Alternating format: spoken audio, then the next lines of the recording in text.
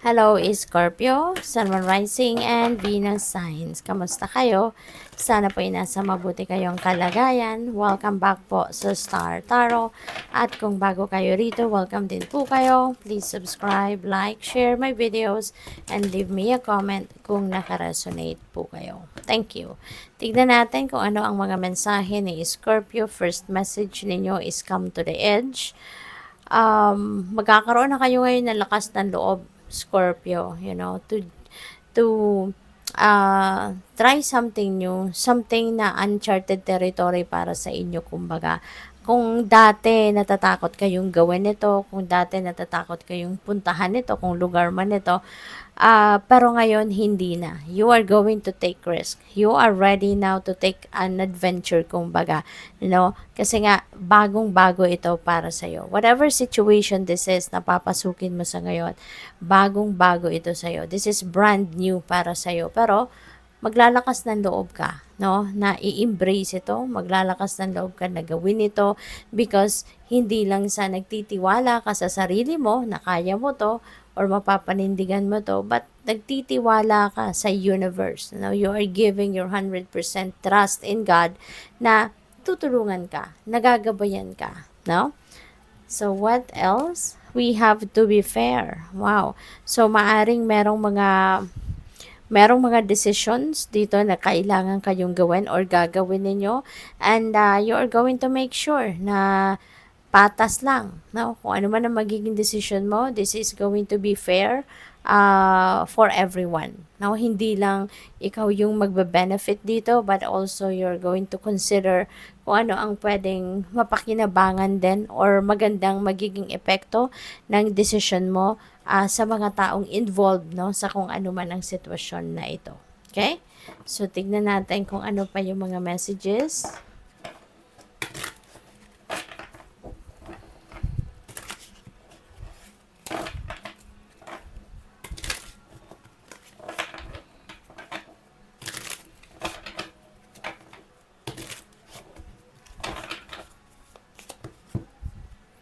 We have direction. Do not deviate from your path. Attract a mentor if necessary. Plan where you want to be. Okay? Huwag kayong ma-distract. Diba? Kung ano yung path na gusto mong tahakin, ano sa tingin mo yung kailangan mo or gusto mong puntahan, then go for it, no? Stay in the course. Kumbaga, huwag kayong ma-distract, no? Huwag kayong matitempt na maglipat or wag kayong matitempt na baguhin ang inyong isipan. Alright? We have mind power. Use your intelligence. Analyze data logic and think rationally. Okay? Lead with your mind. So, siguro sa direction na to na tatahakin mo, kailangan mong maging logical ka. No? Maging rational ka. Gamitin mo yung inyong talino, gamitin mo yung logical mind mo rito sa bagay na ito. Okay? And even dito sa decision, no, na kailangan mong gawin siguro, kailangan na gamitin mo dito yung isip mo, no? Hindi lang yung kung anong sinasabi ng inyong emosyon, no? More than that, kailangan yung isip mo, yung logical mind mo, yung pagganahin mo rito. Okay? So, what else?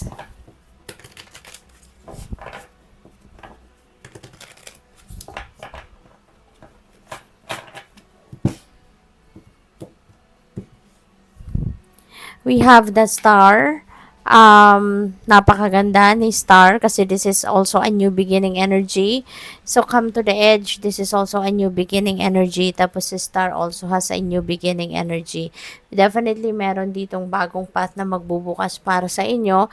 At kung ano man itong pupuntahan ninyo ngayon, no, na bagong daan sa buhay ninyo, bit-bit ninyo rito yung pag-asa, bit-bit ninyo dito yung optimism, no? Yung determinasyon. Kaya, kung ano man itong sisimulan ninyong gawin, feels like you are going to succeed, no? Kasi parang desididong-desidido ka, no? Desididong-desidido ka na gawin ito, desidido ka na puntahan ito, or gawin ito at pagtagumpayan. No?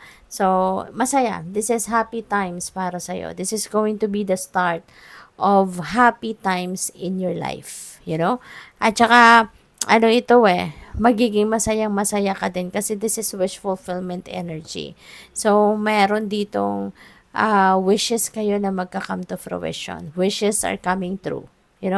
Dreams are coming true. Kaya, good luck. So, what else? We have Muse of Voices. Ayan. So, siguro, po pwedeng ang iba sa inyo, baka kayo ay nasa mataas na posisyon sa inyong trabaho. Baka kayo ay isang professional and you are on nasa top rank sa inyong pinagtatrabahuan. Maaring kayo ay nasa seat of power, kumbaga, baka kayo ay isang manager, isang boss, isang supervisor, ganon, so what else? We have 8 of emotions. Wow. So, meron ditong departure. This is a departure energy. Meron kayong sitwasyon na iiwanan, tatalikuran.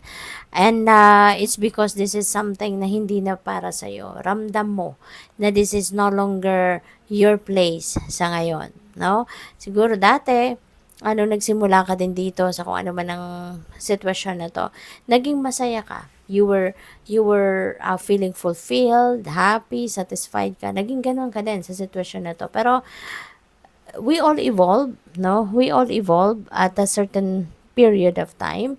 Nagbabago. Nagbabago yung mga gusto natin, nagbabago yung mga pakiramdam natin, 'di ba? At maaari na nagbago na ang gusto mo sa ngayon.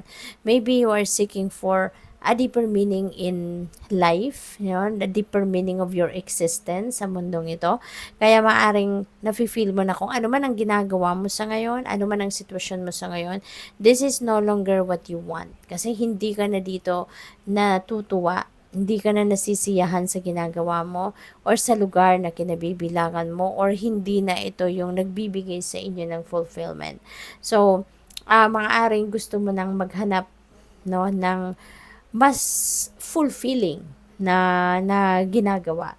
You want to do something na hindi lang ikaw yung makikinabang. You want to do something na hindi lang ikaw yung masisiyahan, but you want to do something katulad ng trabaho, You want to do a job or you want to have a job na aside from kumikita ka, natutuwa ka kasi kumikita ka, but you also want to serve other people.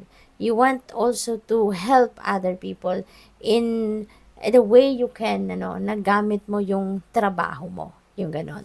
So, feeling ko ganon ang gusto mong gawin sa ngayon. You are seeking for something na magagawa mo na meaningful. Yung ganon. Kaya, good luck sa'yo. So, po pwedeng ano man ang iiwanan ninyo, depende sa inyong sitwasyon, pero pwedeng trabaho nga yan, pwedeng relationship, 'di ba? Or other things, Something na talagang hindi ka na fulfilled, sa sitwasyon. So, what else? We have the moon. The moon is about intuition. This is a reminder para sa'yo na makinig ka lagi sa iyong intuition. This is a reminder for you, na ginagabayan ka ng divine. Kaya, kailangan na pakinggan mo, kung ang kanyang gabay. Okay? Pakinggan mo yung inyong intuition. Always follow and listen and trust, sa inyong intuition. Kasi divine guidance yan, And it's always going to lead you towards the right path sa buhay ninyo. Okay? We also have Ace of Voices. This is new beginning.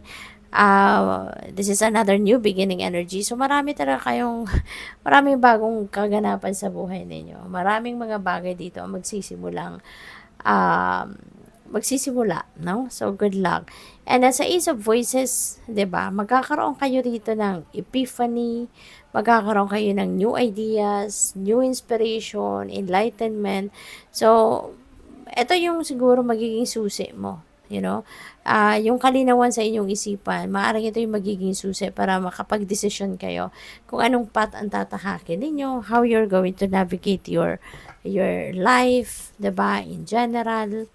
So, we also have 9 of Voices.